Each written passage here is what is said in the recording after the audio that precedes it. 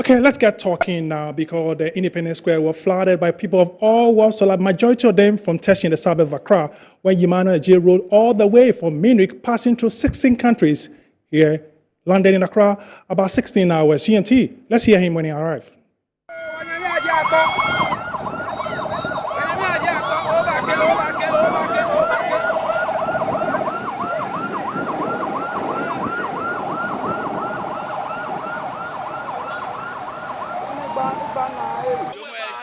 All the way, all the way up to like 2 minutes into the Independence Square, I was still full of excitement. I still am, and I wasn't even crying. I was just smiling, and things were going through my mind. And I said, I know the tears would flow, but I said, come on, I'm not really used to crying, so I'm not gonna cry. But when I did that lap, and I saw the people here, I just couldn't hold it back anymore. So just have to let the emotions flow. That I just don't know how I made it, but there were so many challenges on the way, but I was determined. I knew what I was riding for. I had a purpose. So I was motivated through thick and thin, and I pushed every single kilometer to make it all the way here to see these amazing people gather here to welcome me. And I say a big thank you. And yeah, it's a crazy journey. I've learned a lot. Absolutely. Even on day one, it was worth it. When the idea was conceived, it was worth it. I knew what it was going to move. I believed in it from day one, even when there were some who didn't. But I knew exactly what I was going to achieve. And by the thanks of the Almighty, I did. Yes, I had a goal. I worked towards it. And here I am. So I'm here to tell my story. And I hope each and every one of you would listen and let the story echo for generations to come. So when I was told by Carl that the Teshi Jama group, some are coming, they even sang on the radio for me, and it was just amazing. I was right in the middle of the road, and I say a big thank you. Nyefenya yula don ake nyefenya babie. Minda nyefenya shi ake nye support me. Ewo manager Teshi, manager Su, manager Kupa, manager Efia na meba. Minda nyefenya shi ake nyeba kwemi be. Ni nyumoke mieba she. Quite interesting. We say congratulations to the gentleman. Well, his folks from Teshi and Accra and others also spoke to us what it means to them, seeing their countryman riding all the way from Germany to Accra. Let's hear some of them. To us, it's a great achievement, and we are proud of Emmanuel for this milestone that he has chalked for Ghana and Africa as a whole.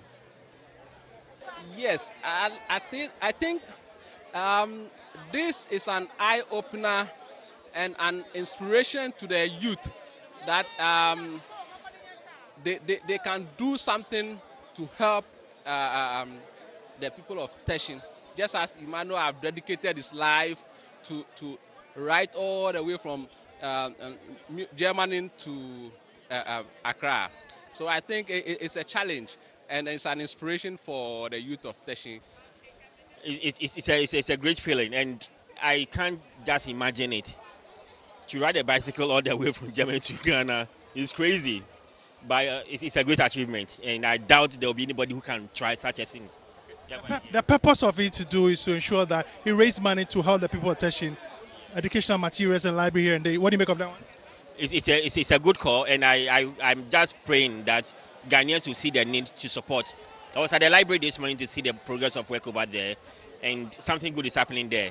And I just pray that we can see the need to channel some of our resources into. It's not easy at all. Riding a bicycle from Germany all along to Ghana is not an easy thing at all. He has done well. That's why we came here to cheer him up. He is our brother. We love him so much. He has really done well. Yeah. To be honest with you, we give all thanks to the Almighty because we're surprised when you took this initiative to back on this journey. But with prayer, we think everything is possible. We give glory to God. It's a good initiative because when you look at the rural education, they are not doing well. But as she's trying to back on this journey to put on something for the community, I think it's in a good cause. I think it's a good cause. Naomi, come on. Those are views of friends and family members, not forgetting residents of Teshid who threw on the Independence Square to welcome their hero who rode all the way from Mini to Accra to support a project. Teshid is in the studio right here with me. Emmanuel Adjei, Ima, welcome to Accra. Thank you very much. Not only is he here, he came with a bicycle that you see in your short pretty soon. Ima, tell me, we go straight to the point. This is a crazy idea. Somebody say so. Is it a crazy idea? Well, I tell people I met on the way, crazy people come up with crazy ideas and they, pull through to the end. So it is a very crazy idea, but it's doable. Crazy ideas, we need them. Okay. As to victory. It might be crazy, but how easy or difficult was it to say that I want to do this? How easy or difficult was it to take a decision? I've always cycled for a long time now. And when I went back to Germany, cycling was rekindled again because the infrastructure is just top. So during my school times, I knew there was something that I would want to give back to my community and to Ghana at large. So I realized the impact that cycling has across Europe. So I said, wow, I've got passion for cycling, so I'm going to channel that for social impact back at home and hopefully across the continent of Africa because I've seen it and we need it. So I used it to channel resources, attention to exactly where we need them. The health aspect that you mentioned, you mentioned social, economic aspect, and education is also a very important tool to support this whole perspective. It's a holistic view. It's health, education, transportation, a lot of them. So education was very important for me. That's why I used this cycling campaign to promote education in Ghanaian rural communities. Okay, well, pretty soon we're going to see some of the shots you took whilst on the trip from Senegal all the way Mauritania, where you got stuck, Abidjan and things. You see pretty soon on your screen. Right. But how difficult was this very journey? Especially the first day you started, way back some months in Munich to Accra. We'll see some of the visuals pretty soon on your screens over there. The first day was a lot of party. It was emotional as well because I had friends who came to say goodbye. And some of them were worried if I wasn't come back. Say, come on, I don't plan to do anything else. I'll come back. But it was fun at the beginning.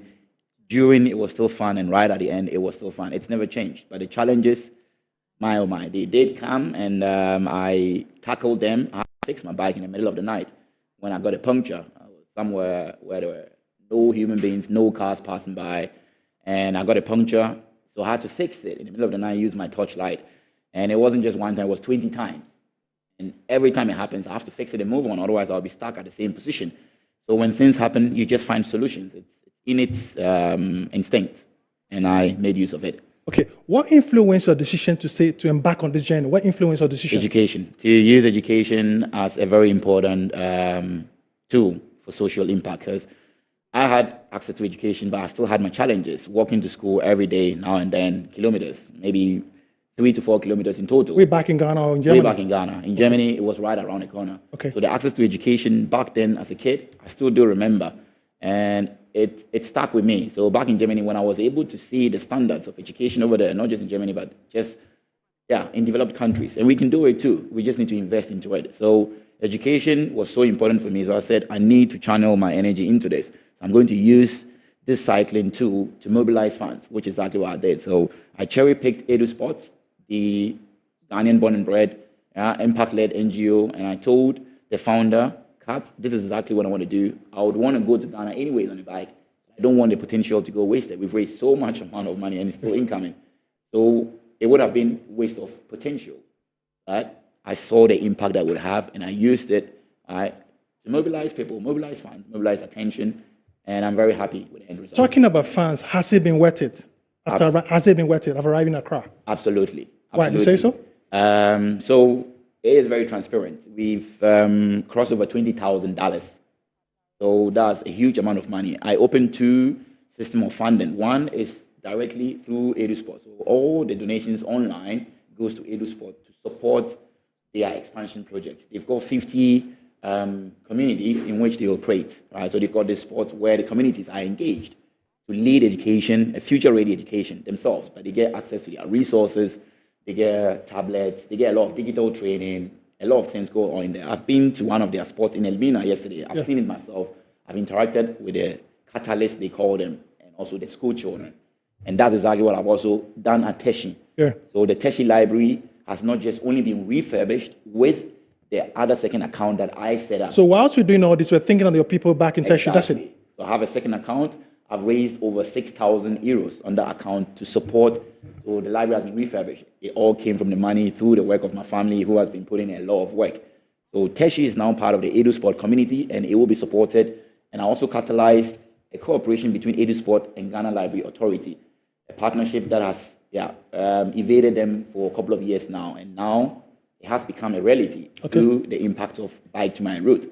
Now EduSport can work with the Ghana Library Authority together to expand and bring better educational initiative across the Ghanaian communities. Well, back to the routes again. How many kilometers did you do? Take us through the routes. I mean, probably from Berlin, maybe you went to Stockholm. Break it down for us. How many kilometers?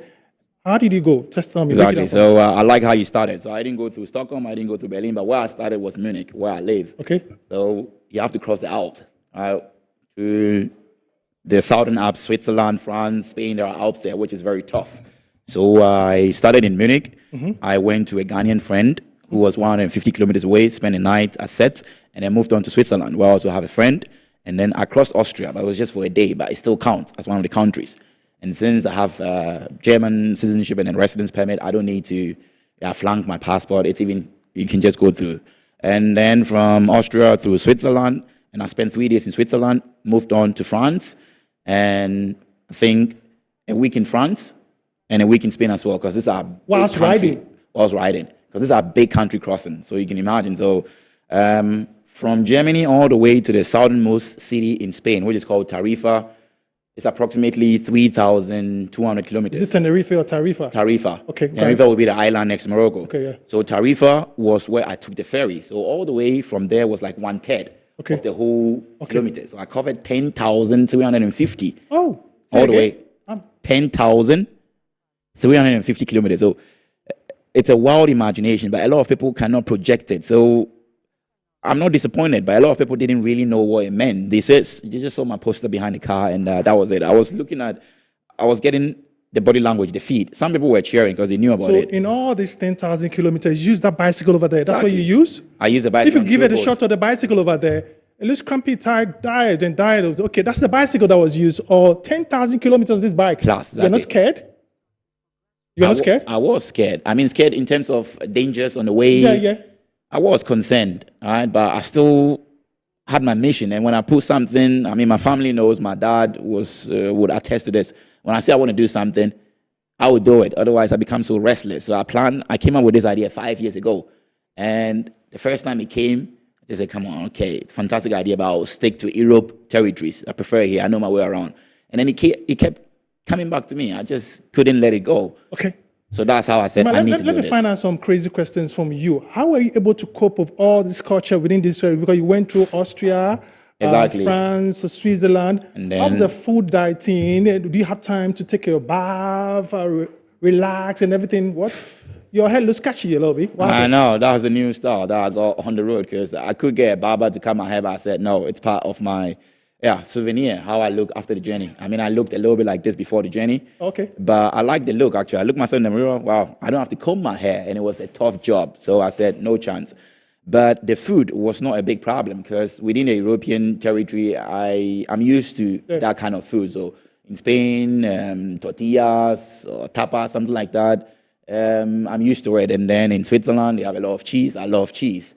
In France, there was also cheese. So food within Europe was no problem? It was a problem, because I didn't always find what I wanted to eat. I mean, I was sustaining myself on a lot of bread and sardine, because I could get that everywhere, from every shop. Okay, let's leave Europe alone. When it got to the African continent, Morocco will be fine because it's close to Spain. But when it got to the deeper part of Africa, how was it like? Well, Morocco was a very good start, like you said, but the desert crossing, and they also have big mountains. I saw that beautiful picture you took over there by jumping onto the sand. You'll see it in the video. Oh, okay. There were thousands of pictures. Yeah, that was very nice. Okay, yeah. I think with a bike next to a tree. Yeah. It was in Mauritania. Yeah. Mauritania's got one of the beautiful deserts. So Africa, the Sahara Desert is the biggest in the world. All right, and Algeria has the biggest, but Morocco is also a big Sahara. So I had to cross 1,500 kilometers plus 800, 700 in Mauritania. But I did all that in about 2 weeks, which was very fast, because I was doing like 250 kilometers per day, which is a lot. And food was a big problem in the Moroccan desert, because you do come by shops, but they are like 100 to 200 kilometers stretch away. So there is an app that I can check on the way, is there something? And then just psych myself. Do I need to load up some stuff, which I always did. So I always had a backup. At what stage did you get assistance, like fellow people joining you to ride here and there? All the time. I mean, with fellow people riding with me was at the beginning. They were friends from work, and they just wanted to be there for me, and they showed up, and I was so grateful. And then in Spain, I met a friend who was there on a vacation, so we also rode. He met me. We went to his place to stay 2 days, and then he also saw me off. And I met a lady in Switzerland. She just saw my bike in the flag, which drew a lot of attention. People do say Senegal, and I corrected them. It's Ghana. Yeah, okay. I did a lot. Even in Senegal, 3 people said Senegal. I said, wow, they cannot confuse their own flag with Ghana's. But it did happen. Yeah. So a lady cycled, not pass, it was red. So she stopped and said, which country is it? I said, you can try it and guess. She guessed wrong, but I said Ghana. She was Swiss. The next day, we exchanged contact because she was so excited. She wanted to do something similar. Okay. So she rode with me all the way from Zurich to Bern, okay, which is about 140 kilometers. She came all the way and then went to her grandparents in Genf. She invited me to her grandparents, and it was a fantastic moment. That's nice. How lonely were you on the road? Secondly, what are some of the obstacles you faced at the border? Let's not talk about Mauritania. I know what happened. Okay, other things. How lonely were you on the road in the border situation? Okay, in the border situation, just the border situation, not in general. Yeah. I spoke with my family almost every day. I mean, I gave them number 1 rule. Nobody calls me. I call them. I mean, I could be kidnapped. I'm trying to escape and my phone rings.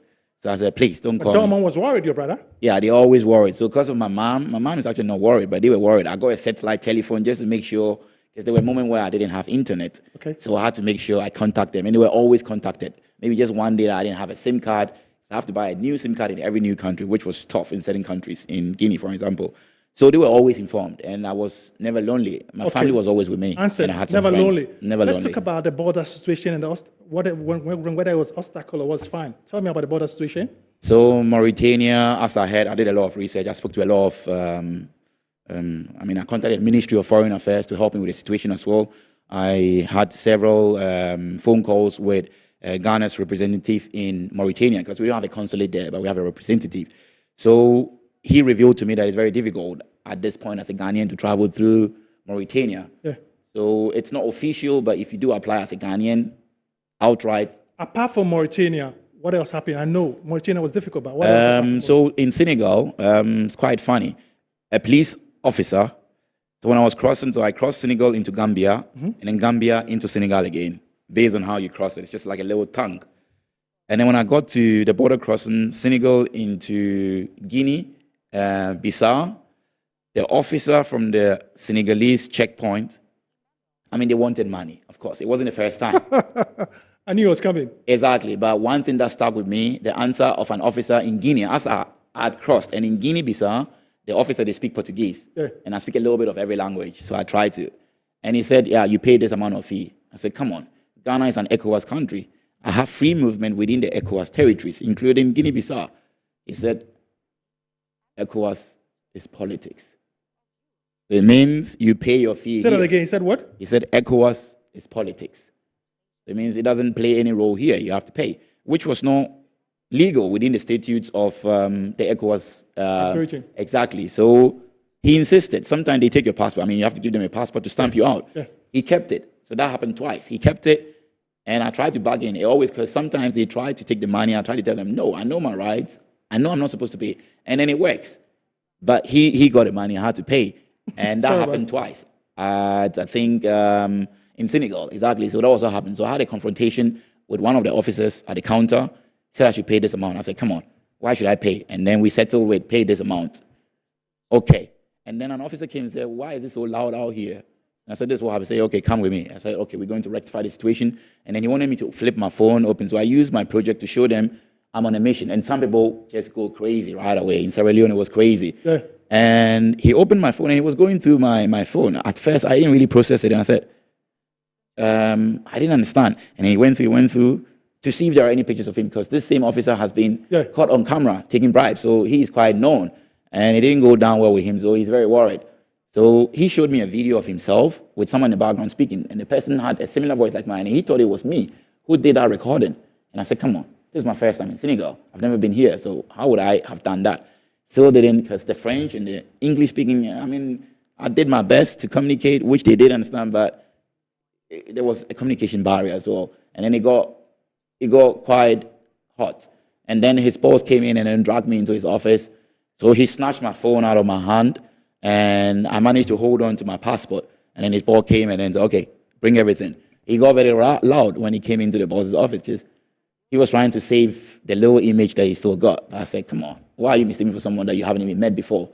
So yeah, the boss was also quiet. So he took my phone. How did it end? Took my phone, my GPS system, all my cameras, and then opened them. I should open them so he can see if I've done any recording. And I've done some recording, but it was just to document my journey. Yeah. So I explained to him, and it took a while, and then he understood everything. We became friends afterwards. He exchanged my number. He said, take my number. I'll be coming to Munich. Okay. And then we can meet up. So, yeah, we did become friends, but the other guy, not so much. What was it like at the Ivorian border to Accra? How was it like? Oh, it was... It was a beautiful scene. I saw it in Yamoussoukro. Yes, I saw the pictures. But tell me, right? in Nzulezu to Accra, what was it like?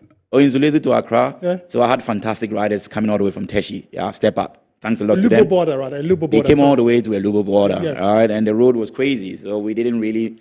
I'd expected a big entourage. Because when I got to Lubo, it was very quiet. And I stirred it up. And they were crazy because they didn't know about me. Because they're not really watching these stuff. Yeah. And people did recognize me, though. Because people work there and they have families here. And they called them. A guy is coming by. Just check it out. And then they called me.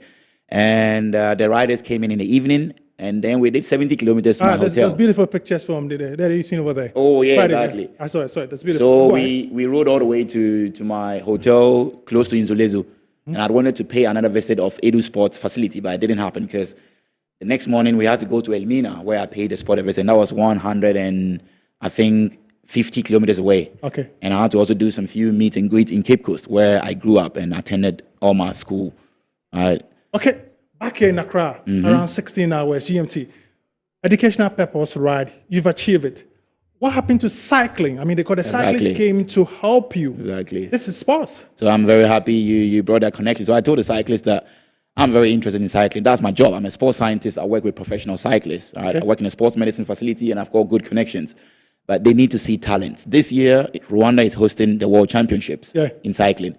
That's in Kigali. Exactly. So the guys were very excited because I've seen them. I've seen the motivation and the passion for this. And there are no proper cycling lanes. The last time I was in Ghana years ago, towards Legon, there is a small cycling lane, but I haven't seen any modern cycling infrastructure. What are you going to do to promote cycling apart from trying to promote education? What are you going to do? So as a sports scientist myself, with a big interest, I've done a lot of research, and there was a woman that I came across. She is using cycling to also support a lot of women, young women, girls, let me put it. And I would look up that again and then try and reach out because it was a fantastic idea. So that's one main part. And I'm also speaking with a professional cyclist in Germany. And she's a female cyclist, and they also support or they have cooperation with, it's from SRAM and Canyon. So that's a partnership. And they sponsor some athletes from Rwanda as well. And I spoke with her. She's a teacher and she was crazy about this project. So she supported it also from day one. And I said, I really do want these girls that are supported through cycling to get some kind of connection. So I'm still working on that. And when I arrived, I was happy the the MP was there. And I was greeted by the MC as well. And then they said, well, we'll talk behind closed doors how we can encourage, motivate initiatives like this. And that's one of it. And I proposed that I would really want to go to the parliament and then speak in front of the parliament and tell them what my mission is. So there you hear it. Emmanuel Adjei wants to go to the country's legislature to lecture them on a whole lot of stuff, including education and cycling. I want you to take it out again, that you want to go to parliament. They want to hear you. Go ahead. So yesterday we spoke on the phone with,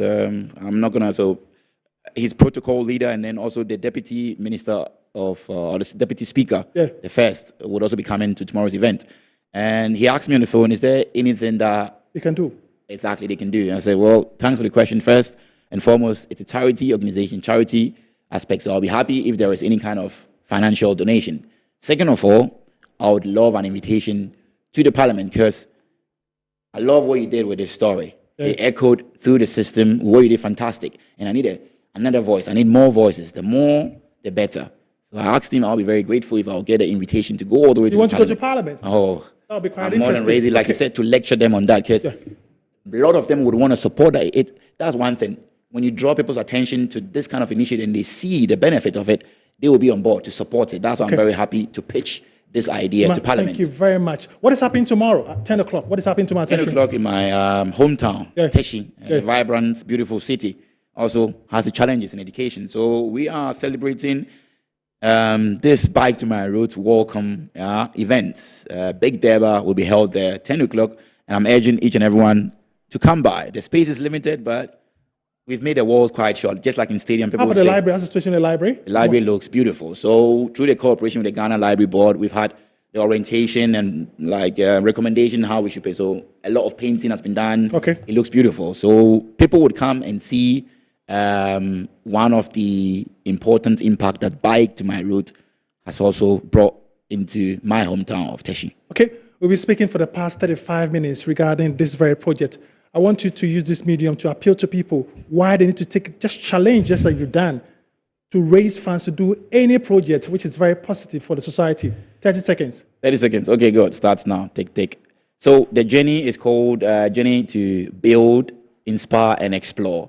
Building as in creating infrastructure, laying foundation to help educational initiatives like the one that I've partnered with Edu Sports and also Ghana Library Board, Ghana Library Authority also on board. And secondly, to inspire. So it means wherever I go, I stop and tell stories. People come and gather. It happens automatically. And I look at them in the eyes, especially the kids, and I say, when you dream, always dream big because it may come true. And it echoes into them. I see it in their body language. Okay. All right. And last is to explore. So I've used this to see the African continent, and there is so much that we all need to learn from each other. And I want people to take a take-home message that everything that you put your mind and your heart to, all right, it is possible. A lot of people said, I wouldn't be able to do this, achieve this. I've read some comments on social media and stuff, and it's very confusing because the ignorance level is very high, and we need to use this opportunity to educate them instead of castigating or putting them aside. We need to bring them in and then tell them it is possible. Dream big. It may come true. So that's the story. Build, inspire, and explore. That's quite interesting. Dream, and it's possible, according to Emmanuel Adjei, who is back from Germany, riding all the way through 16 countries to come and support his people at Teshi with education. We'll bring more about what Emmanuel Adjei, but it's quite remarkable what I saw at Independence Square today. The Jama folks over there doing very, very well for him. Well, this is Sports Direct. My name is John Quartey. Time for commercial. But when we come back, we'll do some international football, not forgetting Ghana Premier League before we wrap up and make way for news at 19 hours GMT. Stay tuned.